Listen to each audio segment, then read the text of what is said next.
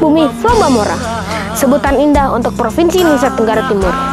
Provinsi Nusa Tenggara Timur dikenal luas dengan hamparan padang savana, laut, dan pulau yang berpotensi untuk dikembangkan di bidang pariwisata. Wilayah kepulauan ini bisa dikatakan sebagai surga wisata untuk kawasan timur Indonesia. Nusa Tenggara Timur.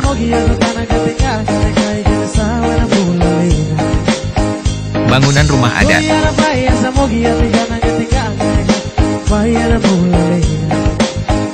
Keunikan rumah adat.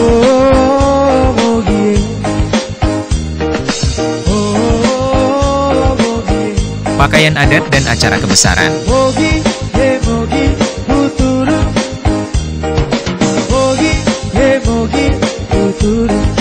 Alat musik dan kesenian tradisional.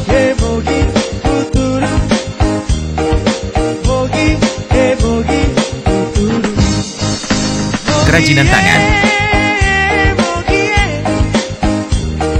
Suku dan tradisi. Wisata dan ragam kuliner. Selamat datang di Provinsi Nusa Tenggara Timur.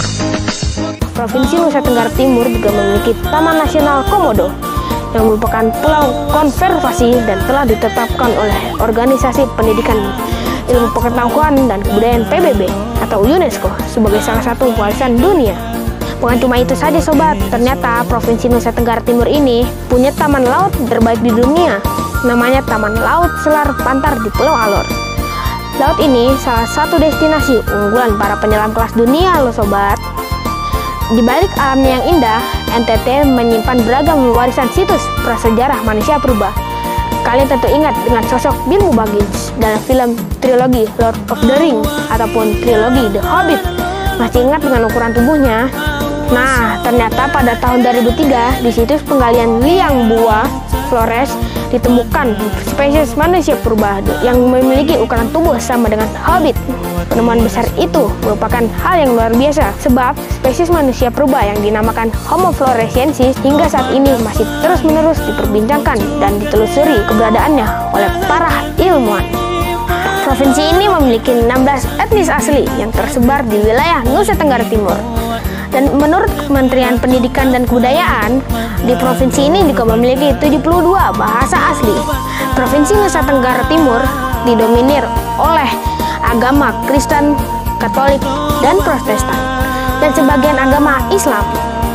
Perkembangan agama Katolik disebarkan oleh bangsa Portugis, dan agama Kristen Protestan disebarkan oleh bangsa Belanda. Provinsi Nusa Tenggara Timur mempunyai beraneka ragam suku dan budaya di dalamnya. Hal ini yang menjadi ciri khas Bumi Flobamora. Keunikan Nusa Tenggara Timur telah mendapat pengakuan secara nasional dan internasional. Selamat datang di Nusa Tenggara Timur. Nusa Tenggara Timur. Nusa Tenggara Timur, atau disingkat NTT, adalah sebuah provinsi Indonesia yang terletak di bagian tenggara Indonesia, yang meliputi bagian timur Kepulauan Nusa Tenggara. Provinsi ini memiliki ibu kota di Kota Kupang dan memiliki 22 kabupaten kota.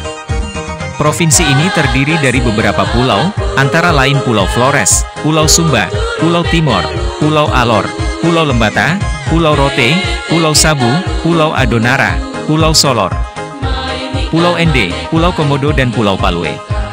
Provinsi ini berada di Sunda Kecil. Provinsi ini terdiri dari kurang lebih 1.200 pulau.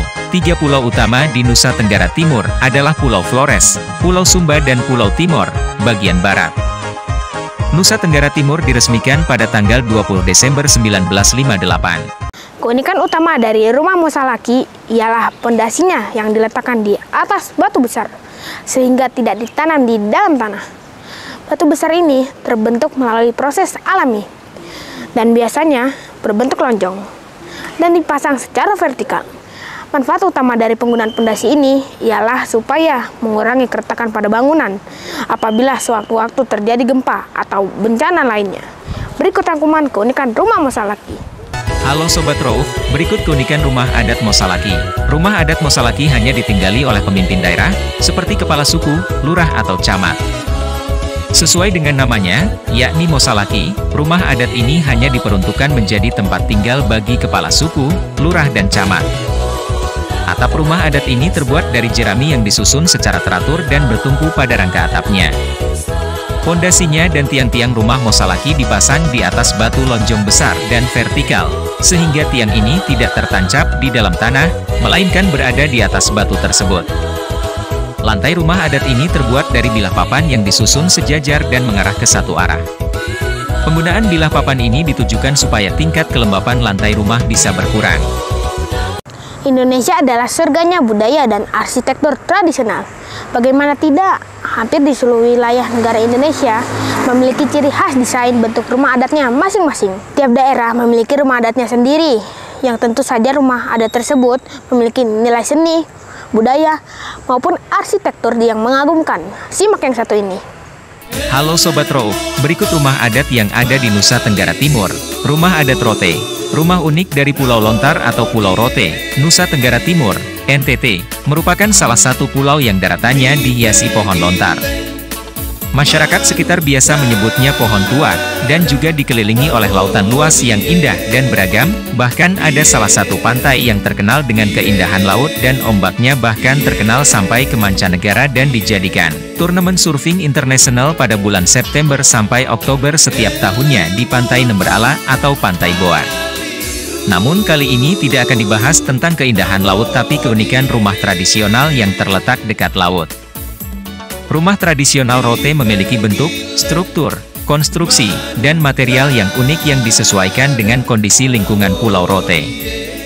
Pada atap memiliki kemiringan yang curam menggunakan penutup daun alang-alang atau daun kelapa ataupun daun pohon lontar. Selanjutnya, rumah adat Alor atau Langwah. Kata Langwah terdiri dari dua suku kata yaitu Lang berarti tempat dan Wah artinya kumpulan atau asal. Jadi Langwah artinya tempat berkumpul atau tempat asal. Rumah adat Langwah berbentuk kerucut yang berdiri di atas tempat tiang penyangga dengan atap dua air. Pada bagian bawah rumah sebagai tempat penyimpan air. Panjang rumah 4,5 meter, lebar 3,5 meter, dan tinggi 8 meter. Ruang dalam rumah panjangnya 3,5 meter, lebar 2,5 meter dan tinggi 4,5 meter dengan luas ruang dalam 8,75 meter. Ruang luar merupakan teras keliling dengan ukuran 1 x 4,5 meter. Rumah adat Langwah terbuat dari kayu, bambu, tali makiling dan alang-alang. Bukan rahasia lagi bila Indonesia disebut memiliki berbagai macam suku dan budaya dengan keunikannya masing-masing. Salah satu yang tak kalah menarik untuk dikulik adalah budaya dan pakaian adat Rote dengan nilai sejarah tinggi. Dikutip dari Pariwisata Indonesia, pakaian adat Rote bisa dibilang menjadi perwakilan dari berbagai baju adat daerah-daerah yang ada di Provinsi Nusa Tenggara Timur. Keunikan desain dan nilai yang sejarah yang dimiliki di pakaian adat Rote membuatnya seolah menjadi ciri khas di provinsi ini. Berikut penjelasannya. Halo Sobat Rauf, berikut pakaian adat Rote Endao. Pakaian Rote Endao. Pakaian adat Rote untuk pria biasanya kemeja polos warna putih dengan lengan panjang yang dipadukan bersama kain tenun sebagai pengganti celana. Tak lupa, ada pula kain yang disampirkan di pundak kanan hingga pinggang kiri dengan motif yang senada seperti bawahannya. Jika tidak pakai kemeja polos, laki-laki bisa telanjang dada sehingga hanya menggunakan kain yang disilangkan untuk menutupi sebelah dada.